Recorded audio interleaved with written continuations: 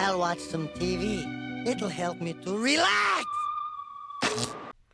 Welcome back to the Ren and Stimpy recap. Last week we wrapped up the two-parter with The Big Shot, and today we are taking a look at Robin Hoek. And with these hands, I hold the fate of millions. At breakfast We start time. the episode with an ad, but not a long one, thankfully. This is an ad for powdered toast, and has Ren and Stimpy in it, which makes it infinite times better than the log ads. What? I'm all out of powdered toast! This one is pretty straightforward. Powdered Toast Man shows up to help the two powder their toasts. Yeah, it's decent. This character of Powdered Toast Man is one of the most recognizable things about the show, and he will come back in later episodes. Then we get the title card, which is pretty amazing. Let's be honest. It looks just like a storybook, and that's exactly what this episode is going for. The soundtrack is great too. It's Vivaldi's iconic Seasons song. I think it's called Seasons, and I love it. It's great. The actual episode starts with Ren and Stimpy saying a prayer before going to sleep.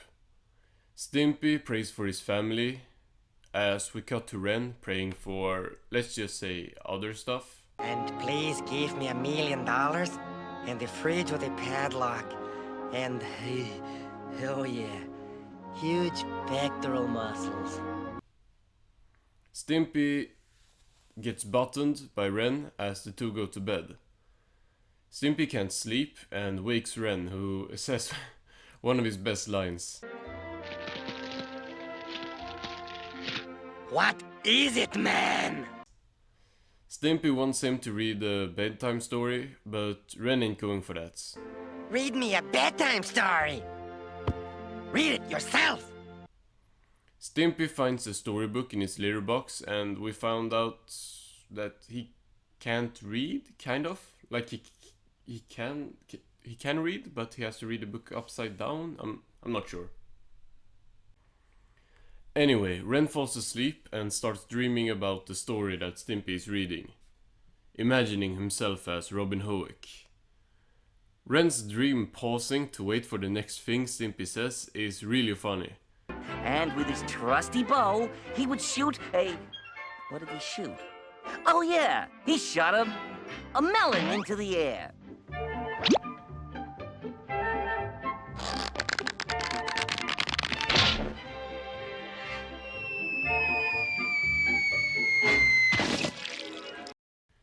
Ren Hoek shoots a watermelon at his own head, and then a chicken that turns into a moose. It's just kind of classic Ren and Stimpy stuff. Stimpy plays all the merry men in the story, and even the maiden love interest. He runs for a really long time. It's like almost a 1 minute scene of him just running. It's kinda funny. This whole improvisatory nature of the episode is really funny. The two characters dressing to play the parts in the story is hilarious. The criminally insane gag is also good. Robin and his band of men were robbers. They would rob from the rich and give to the cheerleaders. That's not it. Let's see. They would rob from the rich and give to the criminally insane. No. They robbed from the rich and... This episode did the whole medieval way of speaking as a gag thing better than Dungeons and Dragons from SpongeBob as well. Reachest thou for the sky? Yay! Stickest them uppest. Cow. What? A lot of funny visual gags as Ren tries to get to the maiden. This still frame looks amazing as well. Ren climbs Stimpy's nose hair and it's really gross. Yikes. Ren fights the sheriff with gravy and he wins, getting the maiden. Stimpy still playing all the characters is really funny. Ren gives one of his greatest screams as he wakes up from his dream turned nightmare when Stimpy tries kissing him.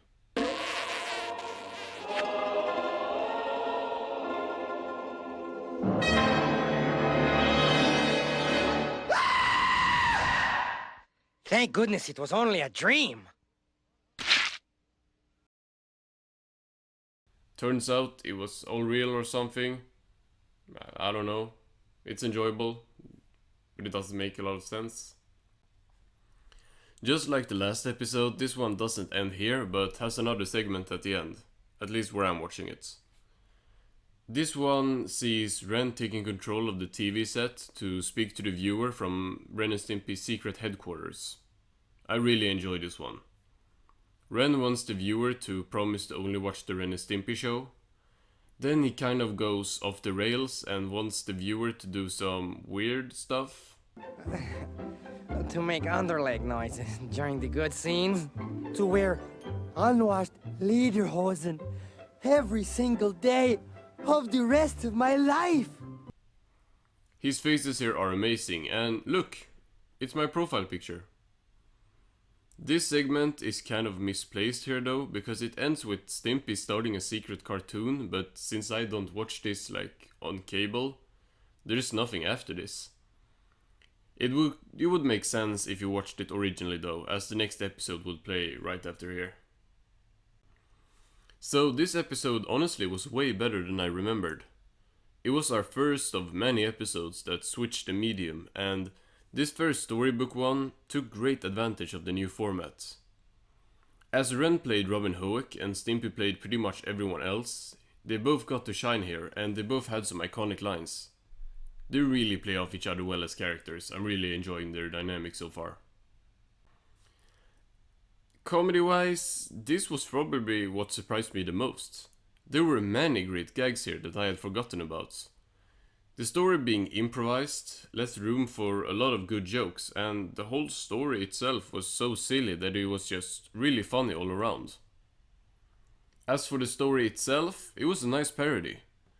My usual problem with cartoon episodes like this is that there usually isn't much new added to the pre-existing story, and except for the characters being there, it just often plays off the same old tropes. But Robin Hoek did the opposite and had a lot of fun with the source material. I found all the replacements for the things in Robin Hood really entertaining. And to be honest, it did not at all feel like just Robin Hood with Ren and Stimpy in it. They made this their own story and I really liked it. Fun facts. When Ren escapes the monks, he loses all his clothes, but when he enters the castle, they all magically just appear on him again. I'll just chalk this one up to cartoon logic. Changes to a character's appearance in an episode won't last long. All in all, I really enjoyed Robin Hoek. It was a good one. Join me next week where we will take a look at our first gross out episode of the show, Nurse Stimpy.